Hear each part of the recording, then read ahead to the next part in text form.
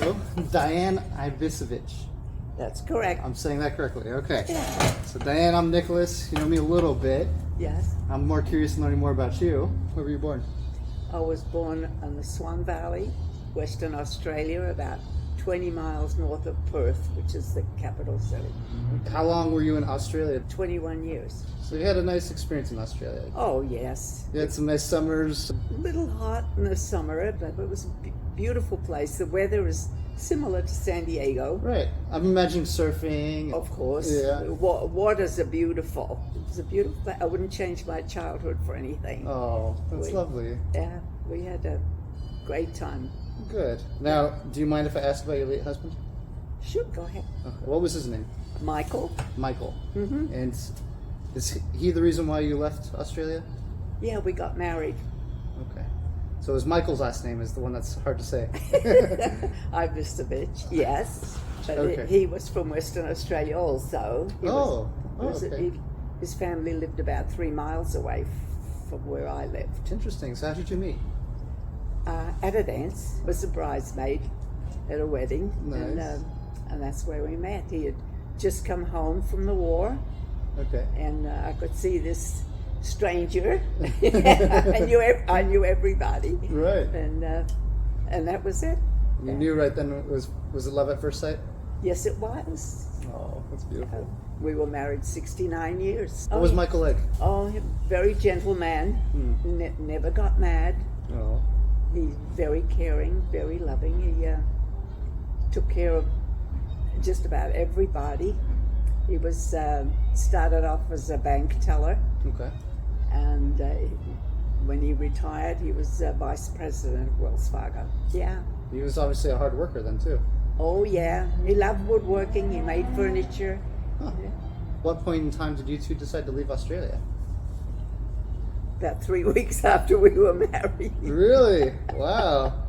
Now, the story there is his mother had 2 brothers in San Pedro, and during the war, they communicated we should be together. We're a family, we should be together. So she decided that the whole family should come here rather than them come over there. So that's what it was. They sold their vineyard and their home and their car, and 8 of us came over. Wow. So initially, were you on board with that? Were you excited? Well, It's a big change. Yeah, it's a big It was change. a big change because that meant me leaving my family behind. Right. And so it was not easy. Yeah. So, but we did 22 days at sea. Wow. Here I am thinking, flight. And, There were 22 very, days. very few flights Wow. coming over then. Just remember 1947. Sure. 22 days at sea. Wow. Yes. And not like a cruise. It was, what was it like? It was fun. Yeah? It was good. Okay. We were on the SS Phoenix, and it was a cement ship. Yeah. Because that's all they had in those days. I think just the Queen Mary was the only liner. And there were 500 war brides on there.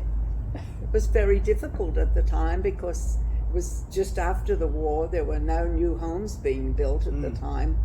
So our first 2 years we lived with my in-laws. Okay. And then they started building a few homes, and then we got a home of our own. And our last home, I lived in it for 65 years. Was your mother-in-law difficult to live with? On and off. Yeah. There's always that, stereotype, right? Typical mother-in-law. Yeah. I hope I'm not like that. I'm sure they wouldn't say that about you. May I ask, were you working throughout your life? Were you a home wife, or what was that like?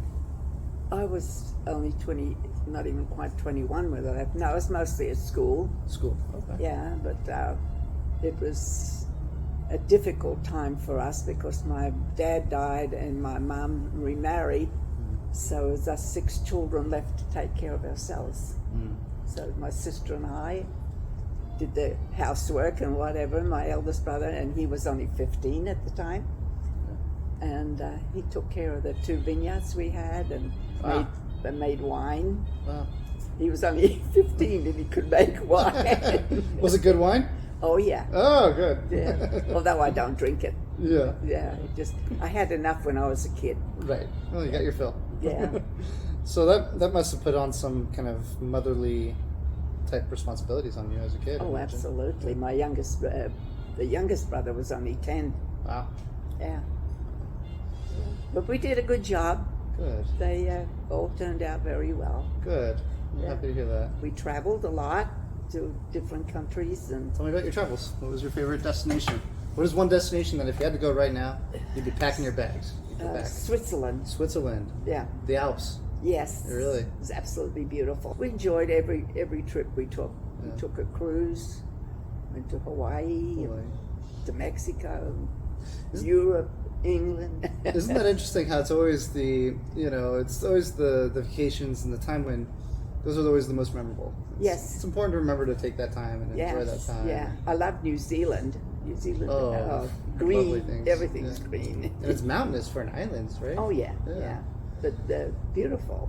So let's bring it to current day. So now you're living here at Westmont and Morgan Hill. Hmm. When did you move here? Well, July is actually my 7th anniversary. Wow. Hmm. Okay. Yeah, Great. Unfortunately, we were very happy at home, and things were going fine. And I fell, broke my hip, and of course that put me in hospital. My husband was getting a little weaker. He was getting up in years, Sure. and he couldn't take care of me, and he couldn't take care of himself. Yeah. So had to sell the house and Yeah. come here. I was very lucky. My kids, my son and his wife, found this place. What has that experience been like? Traumatic at first, because first thing you miss is your home and all the things that you used to do. But then you realize, you put that behind you, it's gone.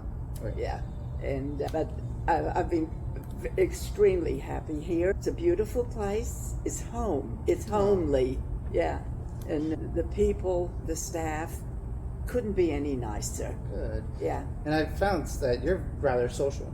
I think is that fair Oh to say? yes, yes. Yeah. What do you put that down to? Your willingness to participate and get to know other people. I think my bringing up as a child, when I was even younger, I could tell my parents how they cared for friends who weren't making it and who were ill, and I think that kind of started me off that way. But I like to greet the people, especially a newcomer, Yeah. because I've been there and I Yeah. know what it's like. Yeah. Yeah, and it doesn't cost you anything to be nice. Amen. Yeah. That's true. Yeah. So you feel as though it's a little bit of, and I don't want to put I words feel in your like a mouth. mother hen. Yeah, maybe like it's your responsibility to welcome folks. Yes, And, yes. and I would say in a way you're also doing a bit of the caring. It's not just the caring side, but it's other residents caring for Oh each yes, yes. I have two that rely on me a lot because they can't do things, and I'm happy to do it for them. So if I see somebody alone, I like to talk to them. I don't want to ask too many questions. Sure. But just to say hello. One more question. One Okay. more question. If you're going to give somebody advice, they're going through this process, perhaps not quite the same as your situation with the Yeah. fall, but they're considering senior living options. What is one, or maybe a sentence or a word of advice you'd share with them? Don't be afraid. I think that was the uncertainty of moving from you are secure at home and you really don't know where you're going to. And you got to realize that this place, I don't know about any others, but you couldn't be more happier and more taken care of. Very caring people, and they look for you. If they don't see you, they come and check on you. So Good. I think don't be afraid, just come on in.